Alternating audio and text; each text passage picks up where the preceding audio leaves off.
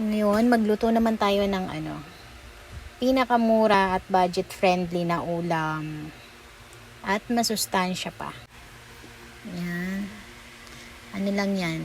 25 pesos lang yung bili ko dyan. Yung nagastos ko dyan sa ulam na yan. It's my favorite ulam.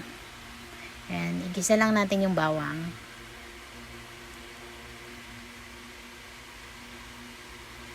Pag nag light brown na yung bawang, ilagay na natin yung talbos ng kamote.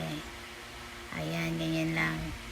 Para sa akin yan ang pinakamasarap na luto ng talbos ng kamote. Para sa akin lang yan. Ewan ko sa inyo kung masarap para sa inyo yan. Pero try nyo din. Ayan, ganyan lang siya. Giisa mo lang siya dyan. Tapos lagyan ng konting seasoning mix. Konti lang po. Kasi baka naman maging maalat na yung ating luto. Pero depende sa dami ng lulutuin nyo. Pero pagka ganyan lang kadami, konti lang. Ayan, hayaan lang siyang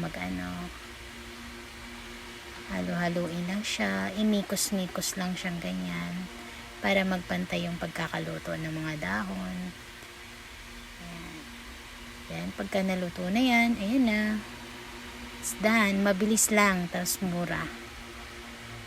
Ayan, luto na. Yummy, yummy.